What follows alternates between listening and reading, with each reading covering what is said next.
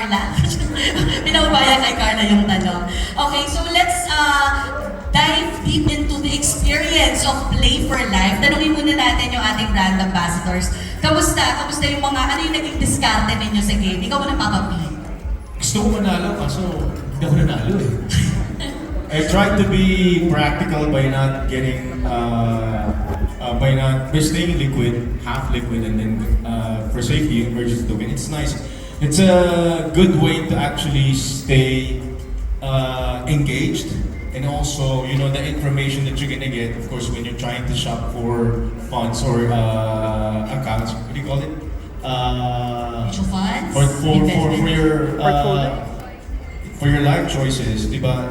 With the Play for Life, ang dami mong choices na makikita. And yun nga, may strategy ka, you know? Depends on how practical you are or how aggressive you are. Who won? Oh, syempre! Buti na tayo dito to. Ang galing po no, na SunLife came up with this parang new approach pagdating sa advocating financial literacy and of course financial planning. Kasi I think for some of us, including myself, parang pag sinabing financial literacy or planning, parang overwhelming love and parang nakaka-intimidate. But ginawa nilang game, so mas engaging, mas fun, diba lang? And sabi ko nga lang, ano to, parang in a way, meron ka rin parang it's influential also sa mga life choices mo, parang siyang simulation, no, ng pag-manage ng finances mo. So, ang galing po ng design. Thank you so much, Shara. Matteo, how did you find the experience? Winners na sa kamay. Bumiti lang siya eh, nanalo na. Winners din, natsamba lang tayo siya. No, but on a serious note, it was fun because when we started the game, Piolo chose an insurance, Sarah chose an insurance. Gamer lang ako eh. And both of them chose an emergency fund. I didn't. Sabi ko, sige, I'll risk it. But yung second turn ko, yun, nagsisi ako, dapat I got an emergency fund. And it made me realize it's really important to have an emergency fund compared to just being liquid. Priority yun. So it was fun. Like what Sarah said, it really simulates, like, gives you a better understanding of different choices on your life, on the emergencies that life can give to you. So, yun, masaya. Nanalo tayo. Gusto ko na yun yung sandwich ng statement ni Matteo. Pero for Carla naman, kasi we're talking about life choices, yung mga biglaang gastos na hindi natin ina-expect. Of course, critical illness is always one of those things that we need to look out for. How exactly does insurance help? Actually, Len, sa buhay naman ayaw natin na mangyari yun, di ba? In fact, critical illness, sometimes we just hear our friends or family members suffer from it. And it's unfortunate because sometimes we also don't have enough money to pay for treatment. Now, and this is where critical insurance can actually come in. Kasi yung critical insurance plan actually, what it can help is to pay for treatment. So, and what's nice about the critical insurance plan is it doesn't limit yung kung saan mo gusto magpagamot. Kahit sa ang hospital na gusto mo. Because like for example, SunFit and Well, it's a life insurance, critical illness insurance policy of SunLife wherein we provide the insured a lump sum benefit upon diagnosis of a critical illness. Now that lump sum amount, the insured can actually use it for treatment. Or kung meron na bang HMO, pwede nilang gamitin din yung fund na yun for other things. Let's say for example, to set up a rehabilitation fund or a recovery fund.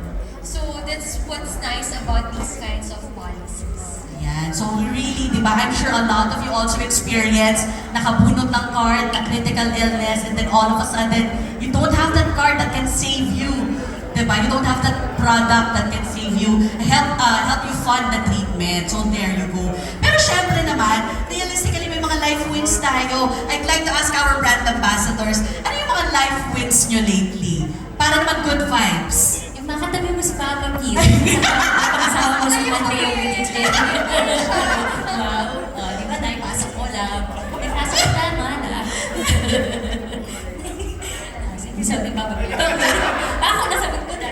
Ako, I can relate with you, Sarah. Life win ko din siya today. Papino. Ako rin. Life win ko na si Papa P. Makita mo si Papa.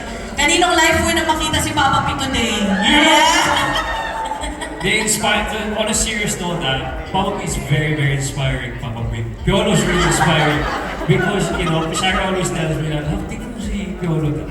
He's, 39 years old? He's 39 and he looks so, talagang fit and he's glowing and everything. So every time I see him, I always ask him, bro, what do you do?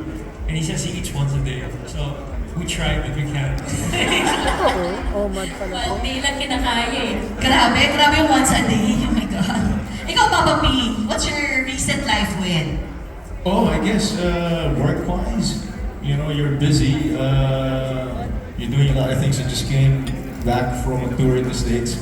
We're able to do a series of shows and then back to work, and then I'm doing another movie. So I guess, all these things, they accumulate and you feel better because you get to be productive. Oo nga, and of course, dahil passion mo yan, di ba? Now, speaking of passion, of course, all of us, we have things that we want to pursue, yung mga passions natin in life, and it would help if we had, the right investments, financial investments, to make that happen. Carla, can you talk a bit about how mutual funds can help in that aspect? Okay, so mutual funds, actually what's nice about it naman, it's an investment product. Now, it can actually help us grow our money. What I like about it is as low as 1,000 pesos or even 5,000 pesos, you're diversified. Meaning, you can place in several investment vehicles with that amount of money.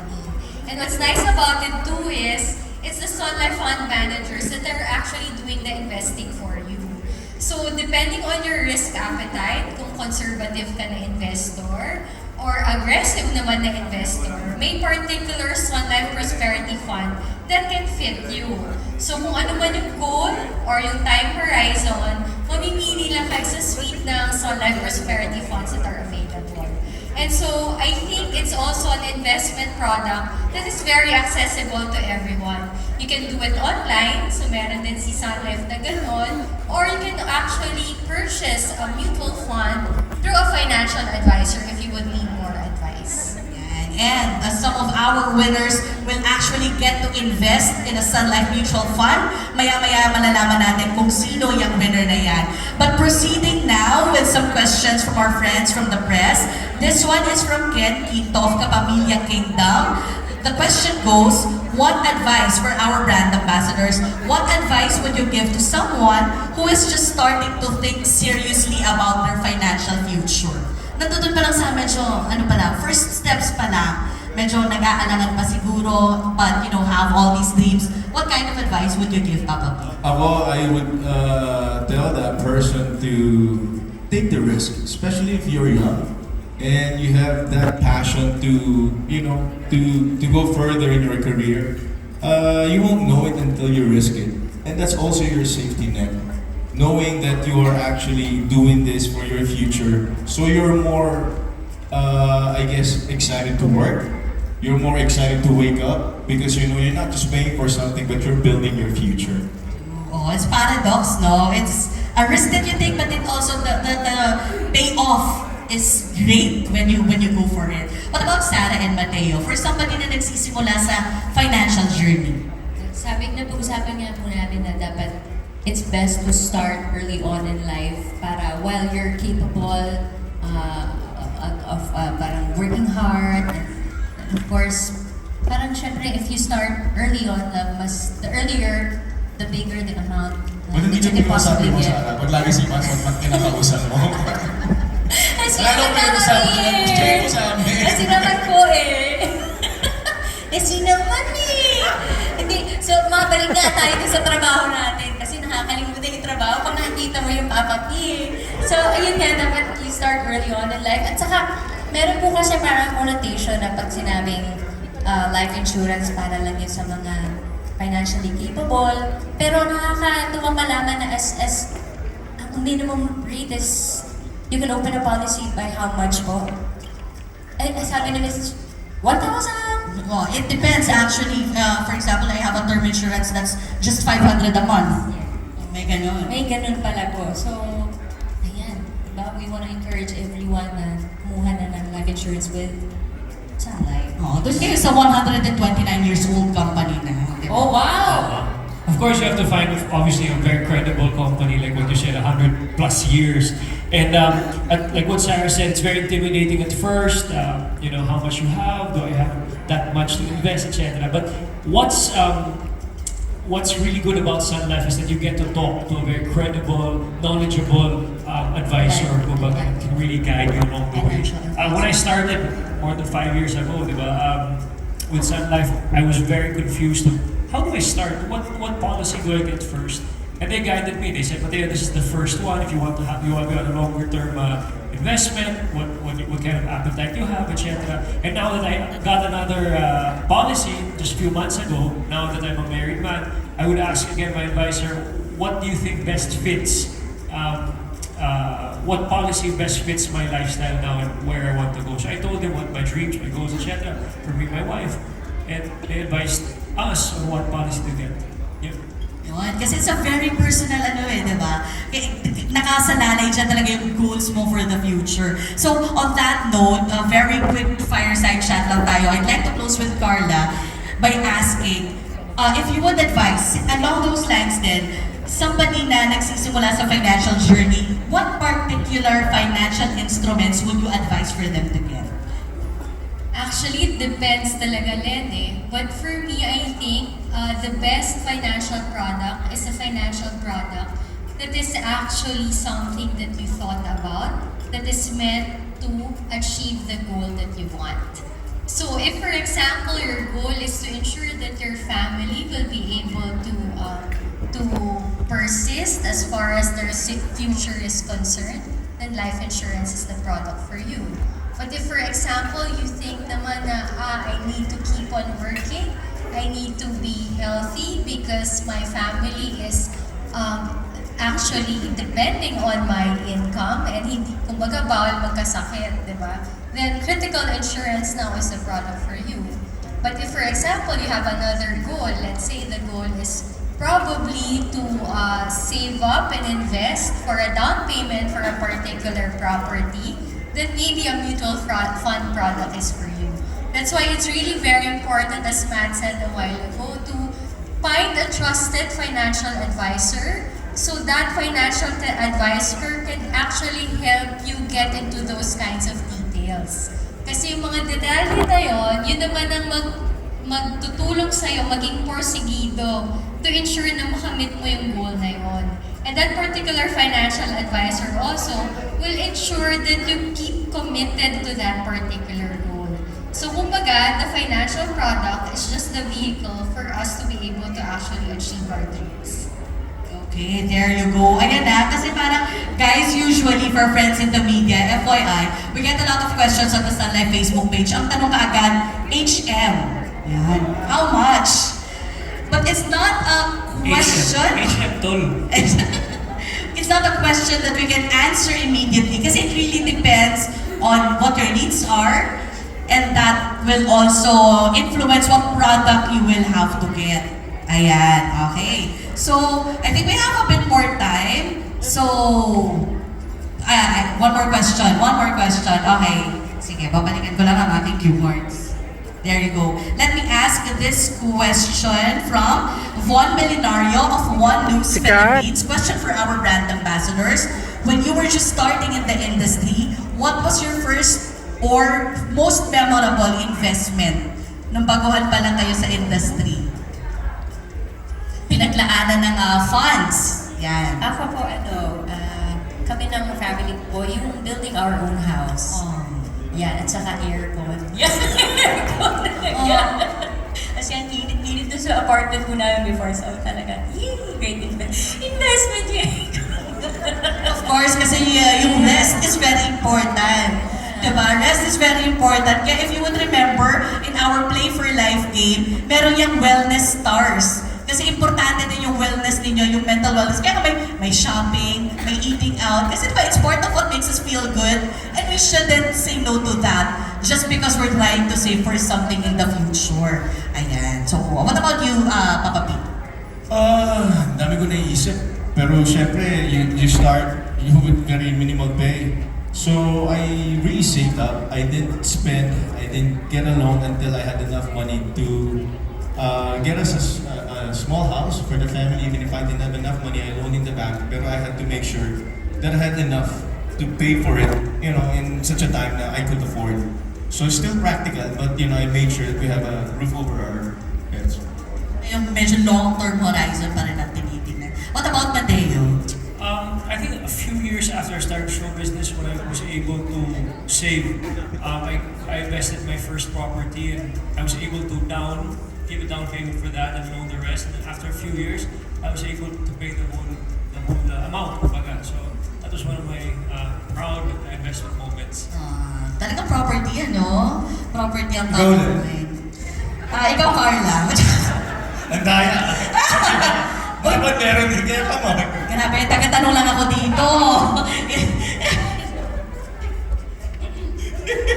Hindi, pero I'd like to share ha, kasi parang for those na medyo nag-aalinlangan when it comes to their financial journey, I joined SunLife and I was already in my 30s. And at that point, I really had no idea. Sabi ko nga siguro, 6 months lang ako dito sa kumpanyang to. Then wala akong idea about insurance, investments, and all that. But then, if you have bosses with the likes of Don Peggy, na every time bonus month kasi, ang tanungan sa office, saan ka mag-i-invest? Ayan. Saan ka mag-i-invest? Carla, our other office mates, ganun ang tanungan. So parang, saan ba ako mag-invest? Napaisip tuloy ako na parang okay. And it was such a good influence on me kasi I was able to build from that. And now I have how many products, how many mutual funds. Of course, probably not as much as Piolo's, Sarah's, and Matteo's. But, you start somewhere. And then you grow it from there. So sabi nga nila, it's either one day or day one. So I hope if you guys don't have it yet, make your day one today. Yan. Ganda naman doon. Invest with information today. It's a voiceover now. On a side note lang, sorry, I know we're pressed for time because a lot of the new generation was very tentative. So it's a good way to keep them in the office, di ba? Saka mag-i-invest sa next bonus mo. Kasi mo ba yung next salary mo? A lot of them tend to quit their jobs, right away pag So magandang way yan to keep you in the company. Totoo yan. Alam mo sa totoo lang, kasi culture is very important wherever you're working. So that was one of the things. So I'm sharing this as a SunLife employee just to show you that this is really the culture, not just for the clients, for the brand ambassadors, or something that's front-facing, but even within the company, this is the kind of culture that we try to keep even internally. Ayan. Sorry, mag-add ako. Go ahead. Nakaisip ako dahil sabi ni Papa P, di ba? It's also good to surround yourself with friends and family members who would actually also encourage you to do the same. So okay naman din yung shopping, eating out paminsan-minsan. Pero not to the point naman na wala nang natitira for savings and investing. So it's really good also to have good influence within your circle. There you go. Ladies and gentlemen, thank you so much our brand ambassadors and of course Carla for accommodating the questions. Teka ha, medyo may mixed signals akong nagaganap dito. Okay na? I think we're ready to show our digital ruleta and figure out or identify who the winners are. Asa pa yung mga winners natin? Taas kayo kamay ng mga winners per table. Ay, Coach Jack Lord, hindi ka kasama. Yung friends lang natin from the media. Ayan. Kasi eto na. We're gonna be showing you our digital ruleta. And then, ipapaalam na natin. First set of winners will be the winners of the 5,000 pesos SunLife Mutual Fund.